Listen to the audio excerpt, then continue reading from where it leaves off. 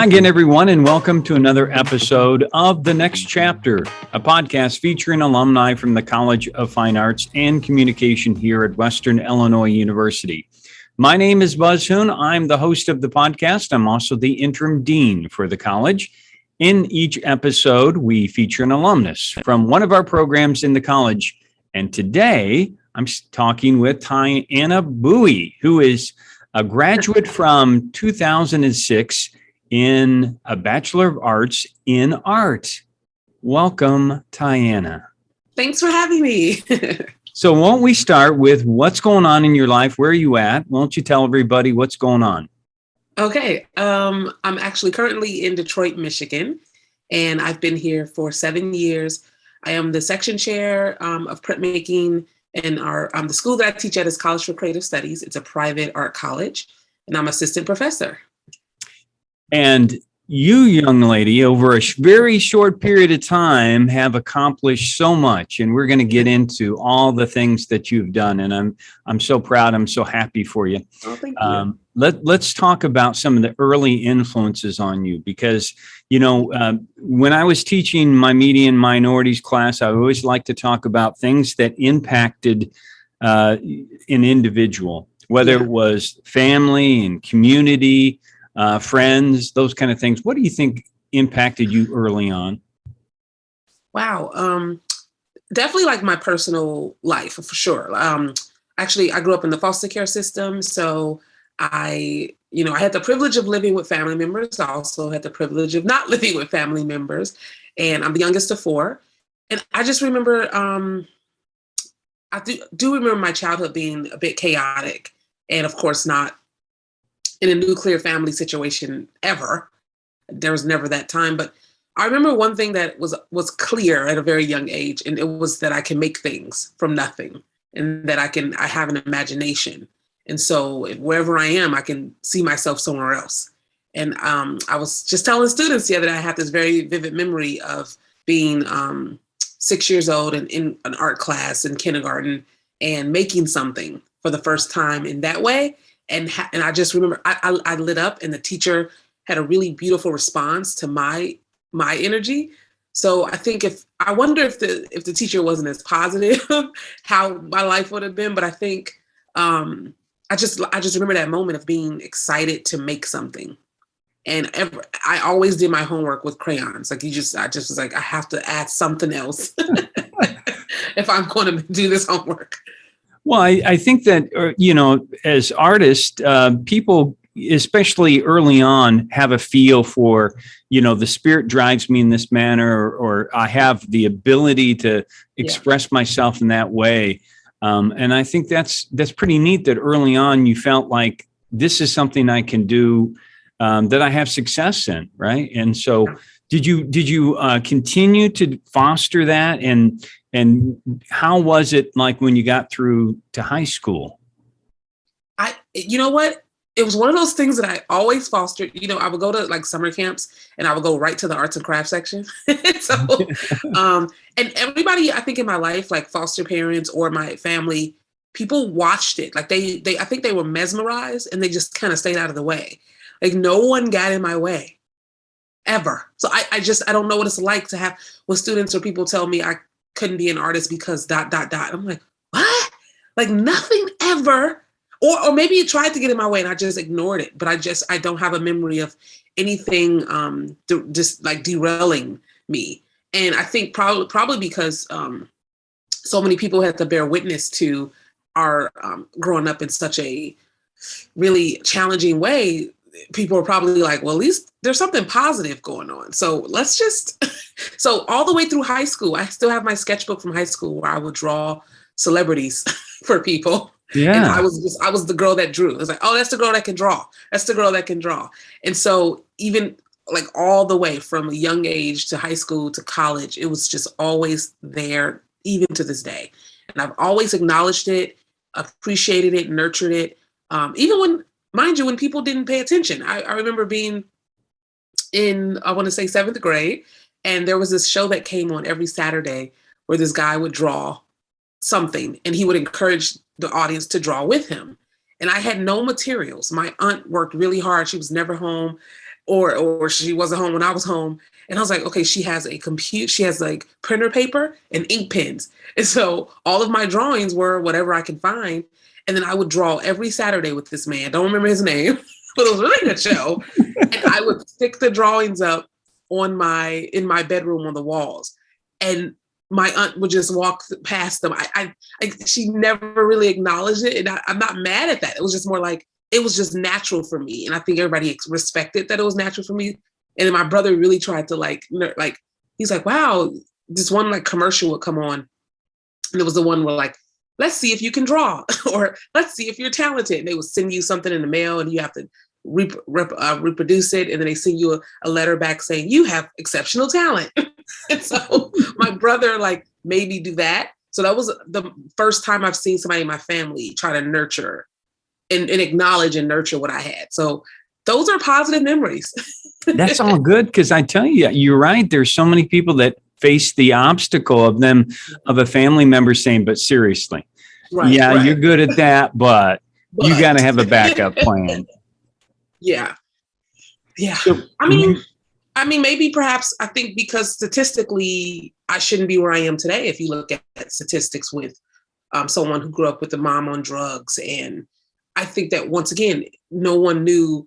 I think people were just happy we wouldn't end up anywhere else. So it's like, well, do that. That thing over there looks good. Keep doing that. So let's talk about how you got to WIU, because I'm always interested in hearing that part of the story. How did you find us, and how did we luck into you? Well, I think it was fate, and I say that because it was if I was in my junior year of high school, and it was my friend's mother was taking her daughter, my friend, on a tour, Illinois State, Eastern, all the Illinois universities. And it was not planned that I go with them. I just happened to be walking outside, seeing them leave, and like, where are you guys going? They're like, we're gonna go. And I was like, I want to go. Just like hopped in the car. And I'm sure I would have went on a tour because my foster parents at the time, they're very college driven people. But I just, that was not planned. And I was like, when I got my overnight bag, I was like, I'm coming with you guys on this tour. We toured Illinois State, we toured Champaign. And I've been to Urbana before, but there was something, I don't know what it was. I think it was just meant to be. When I got to Western, I was like, I just like this campus. I didn't even look at the curriculum. I always knew, I guess, I was going to go into the arts. So Western could have not had art. Thank God they did, because it just was like, I like the energy, the way it was fall. It was really beautiful. It was quiet, but it was also not super overwhelming as an institution. It wasn't like I went to University of Wisconsin-Madison for grad school. Mm-hmm. It wasn't at that level. I think that would have been a little bit more intimidating, but there was something perfect about Western. And then I was like, this is it. And then my friend also chose the school. And so, and she ended up going to a different school, but it just worked out. And I loved it from the moment that I stepped foot on campus. And, in researching for students who are, how they pick colleges, a lot of people pick them based off aesthetics. So they picked that. I did the same thing. I was like, looks good, feels good. I'm going here. Well, that is, we're glad that happened. That experience was good for you.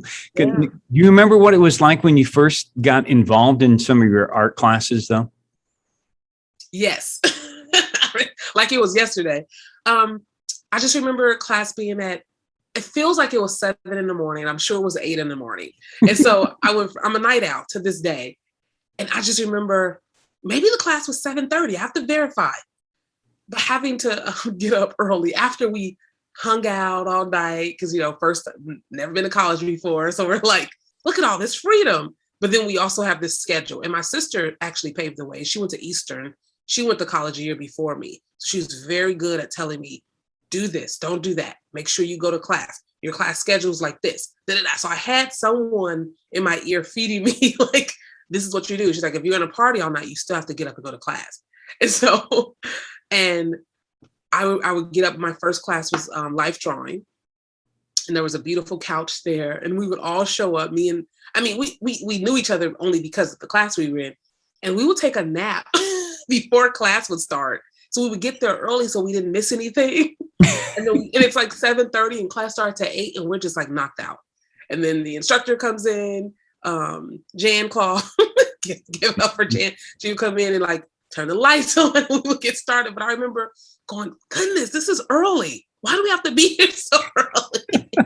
But then I had my whole day. So it was good.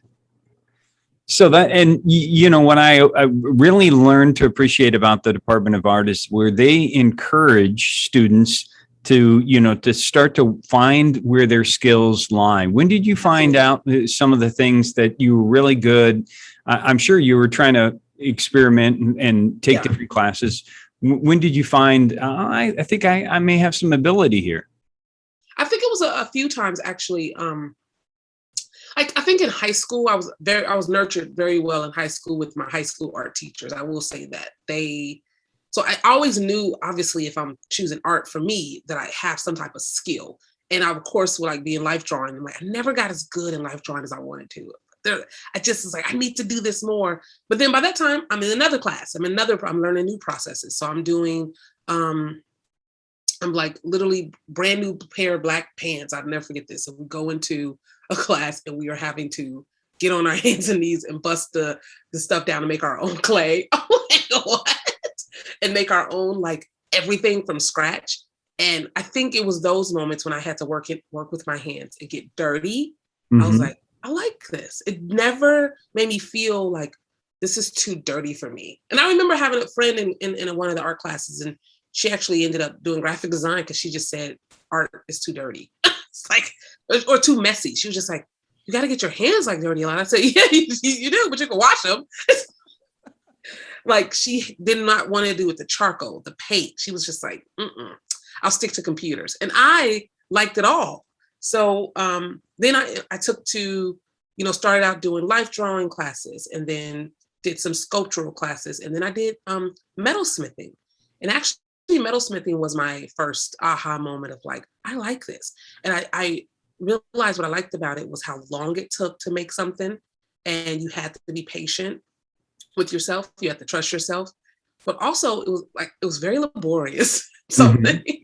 And I think me just as a person, I like having to do a lot of things or something that I don't know what it is. And then I had another aha moment when Susan Chakowski was actually taking a class. She was taking a metalsmithing class just on her on the side.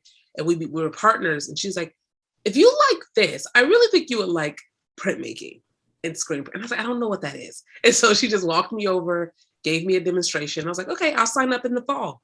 And it was like, that was it. And that class, and also graphic design was also my background. And I did marketing. So I kind of got to do a lot. I had different types of instructors. I would show up to my marketing class in my smock from screen printing with ink on it because I would stay up working in screen printing. And I would run to class, to make sure I had a test or something, but I was there, I was committed. So I was like, I was like, wow, being in all these multiple places really made me, I think, more well-rounded. But I had a lot of multiple like aha moments of this is the process. Okay, well, maybe this one plus this one. Okay, now let's add this. So yeah. That sounds like, it's amazing to me that for so many people that it seems like a path was being laid out before you, helping you along the way. And it's good to hear when a student hears a supportive word, and it can be from a professor, it can be from another student even, how that directs their life in a particular manner. Yeah. And I will say, being in all those different processes, I also was on, and I guess we'll talk about this, but I was also like the president of this and this, and I was doing a lot of like leadership things on campus. And one thing I made sure was I integrated my personal life with my art life. So I knew I was always in the art building. My friends were like, where are you going? You're never around sometimes. And I'm like, oh, well, just come with me. And my friends will sit while I'm in metalsmithing and like watch me work while we talk.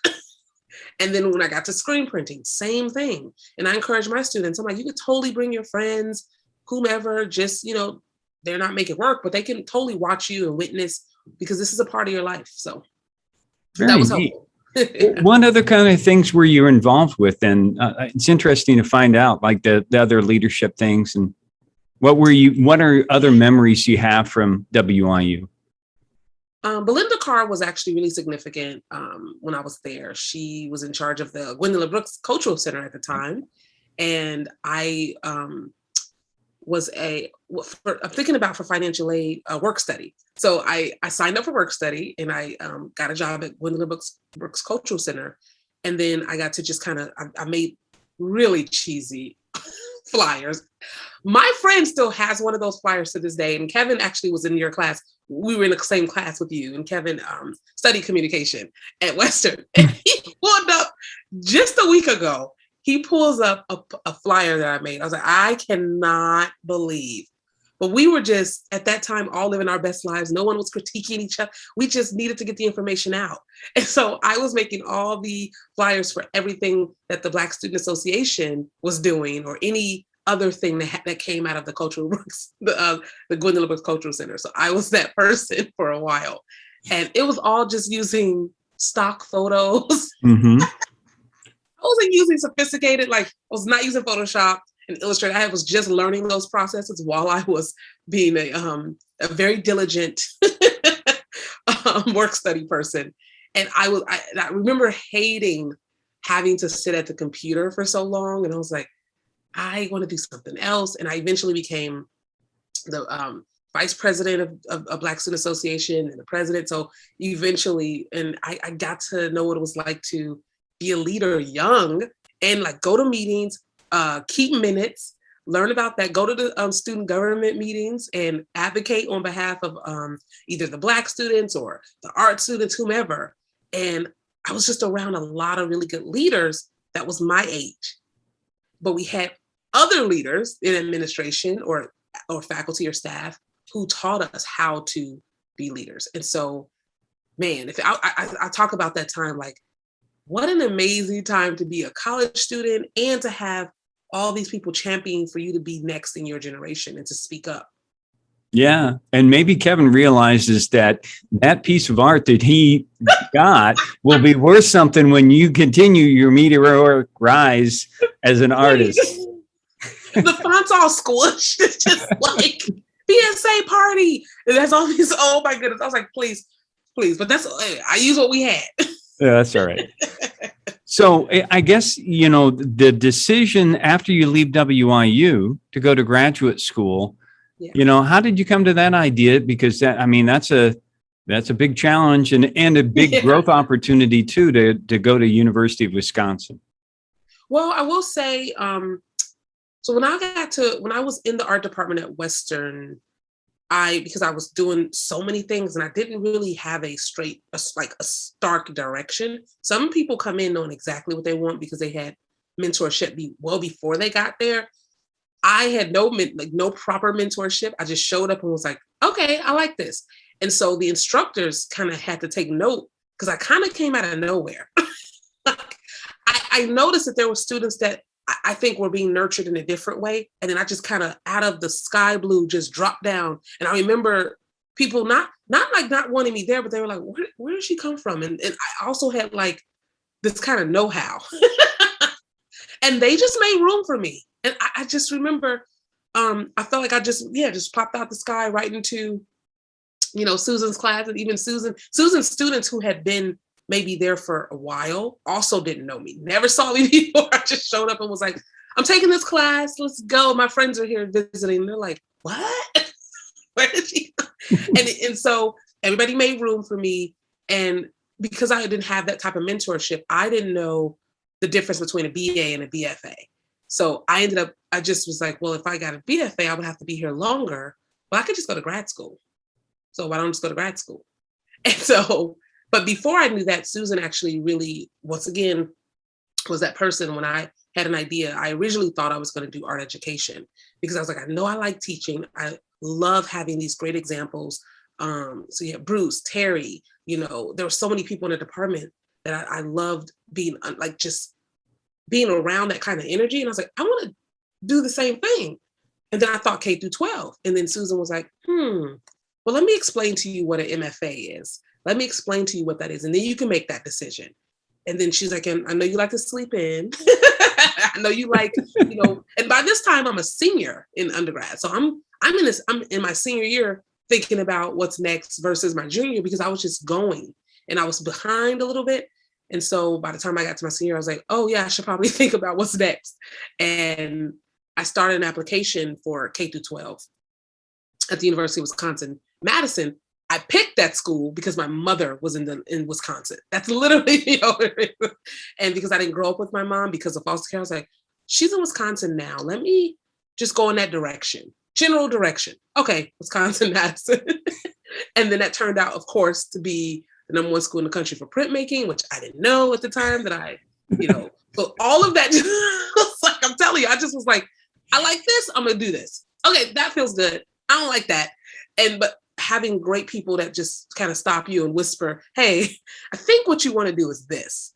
So why don't you look into this? And then I learned about what an MFA was and looked at what I needed. And I was like, all right, I definitely only have like 6 pieces and I need, at the time, 12. Now you need 20. But at the time, I only needed 12 pieces to apply. And I spent I took basically a gap year from undergrad to grad school. That whole year, I worked at Walmart in town in Macomb, but I worked at the portrait studio at the time. That's no longer there because of phones. And so, I worked on my portfolio. I got to stay after I graduated, which what a beautiful gift. That your school is like, you can still work here. I know you graduated, but you still basically are I was like a grad student that didn't exist. Like I was in a low residency grad program and didn't even know it. So, yeah. So when you got your MFA, you started a long list of hires as a visiting artist lecturer. And I think is 10 states. Is that right? Have you just decided to travel the United States? No, actually what happened was, so when I got to graduate school, I got a new list of amazing mentors, a new connections, a new network. And that network was also important. So if it wasn't for undergrad, I wouldn't have got there. And if it wasn't for grad school, I wouldn't have gotten to a lot of places I am now. So it's like I needed every stepping stone. Nothing was out of place. So when I got to grad school, I had to step up my professionalism game because I was one of the youngest in the grad program. People are married with kids, got other jobs, but they're in grad school. And then the faculty they're a different caliber. They have to do research, or at a research institution. They have to have shows at these places. And so I got some really good mentorship when I was there. And then when I graduated, what did I do? I adjuncted, right? I knew I wanted to teach because I was a TA when I was in grad school. After adjuncting, I would apply for stuff. I just kept, even when I was in grad school, I would apply for lots of things. My friend was like, you apply for stuff like, I was like, yeah, like pretty much once a week. I was applying for shows. If I saw an opportunity, I'm like, I'll apply for that. I'll apply for that. And I think by applying for things gets you out there. People in the arts, that's the thing. They go, well, I didn't get it. I said, but they know who you are. So keep trying. Mm-hmm. And every time you're applying, you're getting, people are going, oh, we should pay attention. Kind of like when I just plopped into the art department at WI, it was like, they just kind of made room. And I think the world will make room for you when you tap into your gift and you're just like, I'm just going to go for it. And I've been able to do that. It's just, I think it's instinctual for me and then I started getting, so when I was interviewing, looking for full-time jobs, you have to do an artist talk. So a lot of those talks were fed into, and so you could also, I'm sure, say no, but you need to do a talk in public. But then I started getting asked after a while, just randomly, for people see, a show of mine or see me in the paper, and then they would say, we like what you're about. Would you like to come and do an artist talk? So I get a lot of invites just to talk, which is fun because I like talking. So it's like, yeah. So you are this interesting combination of artist and educator. And, I think it's equal. Do you see yourself more in one direction than the other? Or do you like to be kind of split into those two areas? I recently learned the difference between a career and a job. And so I did not know there was a difference. I thought that my career was my job. And then I realized actually my career is being an artist and my job is teaching. I Hmm. can also teach without a job. I can also make art without teaching. So I think about all these things and I'm like, well, it's okay. I like that they actually collide because I would not be an effective professor at all if I didn't have the background. For me, some people can do. I like that I have to be on the cusp of what's going on in order to teach the next generation. So if it wasn't for my art background, my teaching would not be good. Is what I feel. Yeah. And also, I wouldn't have got hired. I mean, come on, like they're literally hiring you based on what you've done in your field. Because of that, I refuse to also stop. I didn't get here and go, okay, now I'm here. I don't want. I'm like, nope. You got to stay on top of it and stay relevant. I don't care how old you're getting, just stay with your with your pulse, with your finger on the pulse. So I would say there's times that I find myself focusing more on the art, right? And but that's why I'm in a college schedule because I have Christmas break, summer break. So I Yeah. tend to do a lot in a little time because I have 9 months of focusing on other people. And then I try to balance that. But sometimes it get hard. And sometimes you go, you know what, this student in particular, or this class in particular needs more of my time right now. And then I just kind of go, okay, maybe the first 5 weeks you got me, and then I'm gonna disappear a little bit and I'm gonna come back. But that's a huge hard dance. So I learned. Teaching and research, man. Oh, yes, very much. Yeah. But let me ask you, when you make art, what do you think that's an expression of? Is that coming out of your soul, out of your spirit? Is this something that you just feel like, here's something that I'm thinking about and I'm channeling it into my artwork and I don't even know, how do you think you make that? You know what? It's like I think it's very addictive to be an artist. I think it's also a little masochistic because you're like for instance, I will say, the pandemic definitely forced. I'm not to speak for other people, but I think it did force a lot of people to slow down and just like Hmm. consider a lot of things.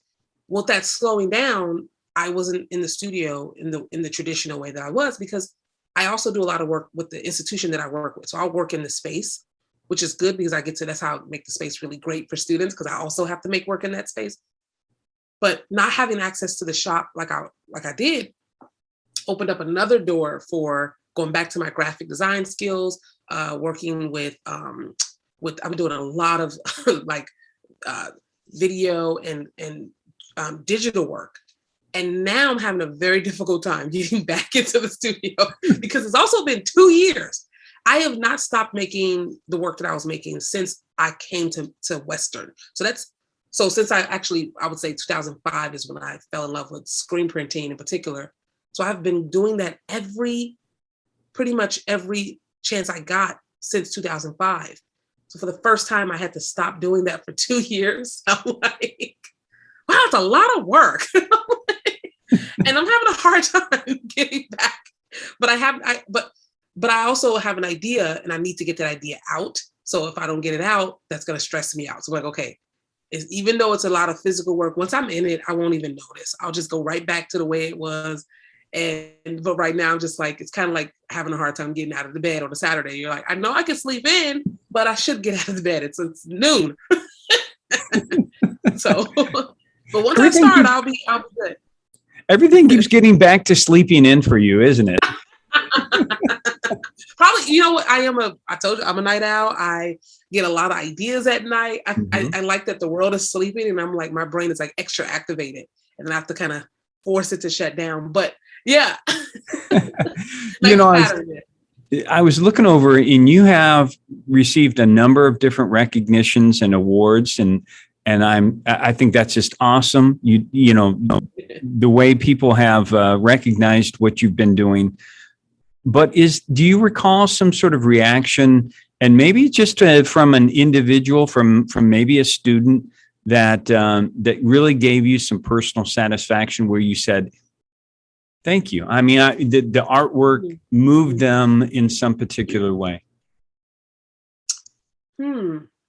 I actually would say, when I'm with students, I 100% make it about them.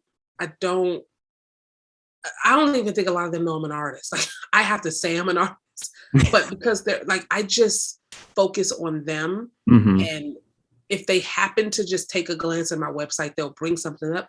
But 9 times out of 10, they're not. They are here for them, as they should be. Because when I was at Western, it was all about me. Yeah.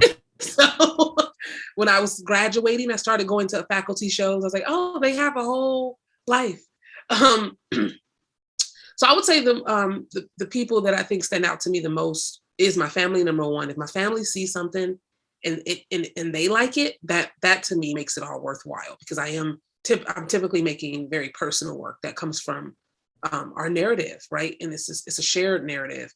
So if they like it, or if they are like, then I'm like, okay, all right. And also when I do talks, and then I like when I get random emails from people saying, I just saw this video that PBS did, and I'm a foster mom, blah, blah, blah. And so I like those type of interactions. And after a talk, somebody will come up to me and say, I personally will never feel comfortable talking about the fact that I grew up in foster care, but I appreciate that you're comfortable. I'm not going to do it.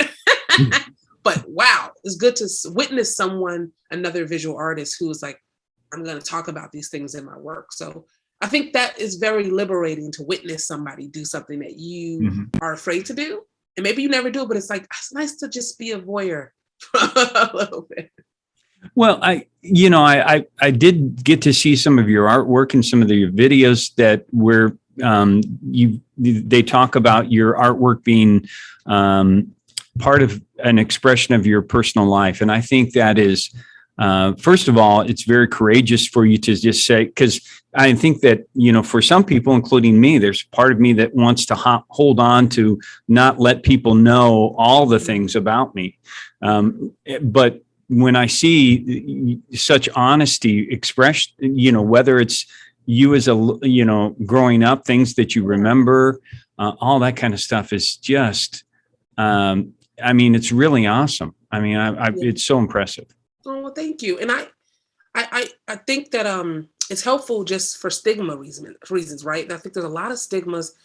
And I'm like, if you actually just call the thing a thing, it actually releases that thing that everybody's afraid to talk about. So it's like, just say it. So it's like, so I also, I had a lot of counseling growing up because of growing up in foster care. And over the, pandemic year, I went back to counseling for the first time as an adult. And that was also very liberating. And I'm like, it just always felt good to be honest, I think, in those counseling sessions.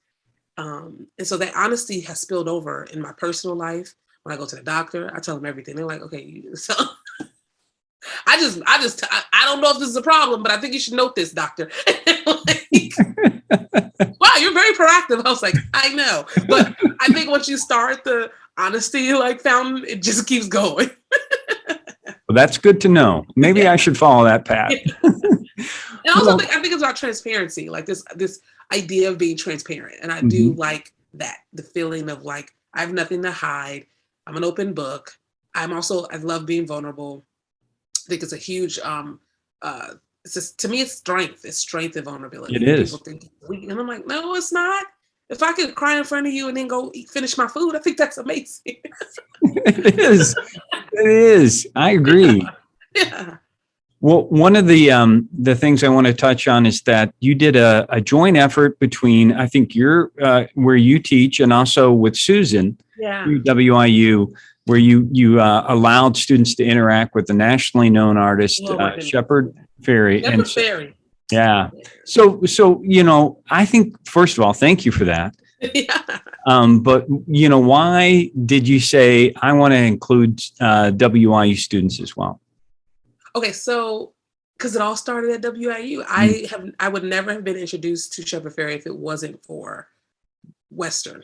I remember being in the graphic design the room, and his posters were up, and I think they might still be up. I hope so. But those posters and I would just come in and just stare at a poster, stare at each one.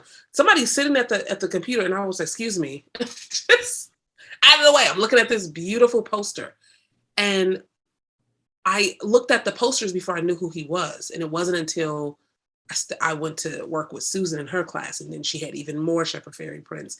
And then we learned about him, and she had books, and I was like, wow. And I think that aesthetic, especially like in 2005, when we're, MacBooks were becoming better and better, and we're learning all this new technology. And then we're learning screen printing. Everybody aspired to have a Shepard Fairey aesthetic. It was just like the layers, the colors, also the message. It was like everything we wanted at that time being, if it was 2005, I was what, 20? So like being a 20 something emerging artist who wants to be where this person is. So that was a really beautiful window, I think, to look out of and go, ooh, I like that scene. I want to be a part of that scene. So it started there. So it would be weird, I think, if I'm like, I'm going to work with Shepard Fairey and not acknowledge how I knew this person, how I came to know your work, teach about your work, and who is like one of your biggest fans of all time, Susan Chakowski, right? Mm-hmm. And your prints are all over our at that school. And I know they're still there because I was peering into Susan's office on Facebook. I was like, I see Shepard Fairey print in the background. And so I was like, Susan, I got this opportunity and I'm going to bring you in.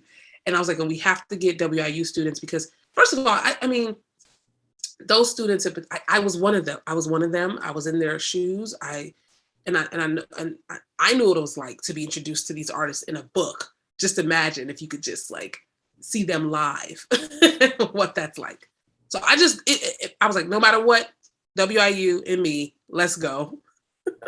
Well, thank you for that. And let's get to, I always like to ask our alums what kind of recommendations they might have for somebody and look at it through their own eyes to say, if, for a student that's coming in, just like you did, what would you recommend to that person to follow the same path, except maybe, appreciate to get up early?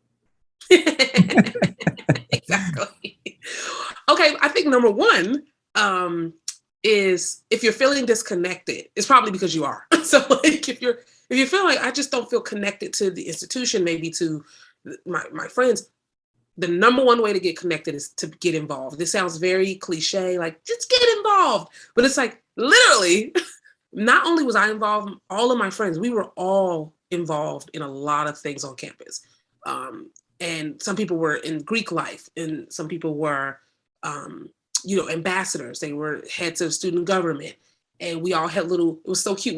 When we got to that level, we had little cubicles at Western. Like we were like real professionals. It was and then we got to go on trips and miss class, which was great, and go on trips to go to other institutions and to learn about how other institutions function. I know Dick Gregory, the late Dick Gregory, was at one of the events we were at Kansas, because I was being in Black Student Association. But getting involved, I think, really, you have to remember college is like a bubble, right? It's a temporary time that you're there for a short period of time. 4 years seems long, but it's actually not. So because you're in a bubble, you also want to I think balance that bubble and go, all right, I'm gonna do something over here and then do this. So being involved on campus actually gets you out of that bubble a little bit into the real world and it's a nice introduction and a transition. So I was able to transition from a school like Western to a school like Madison because of Western. I had some really good, I was like, and when I got to grad school, I was like, oh, I did all this when I was an undergrad. I'm just here to focus on my art. You guys have fun. I can teach you how to do it, but I did it all. And it was great to be around undergrads when I was in grad school who were as involved as I was, right? Because they're leaders today. So if you are, concerned about things on campus, concerned about things in general, get involved. And I think that's my number one advice. That is some good advice. And I tell you, again, you have so many people here.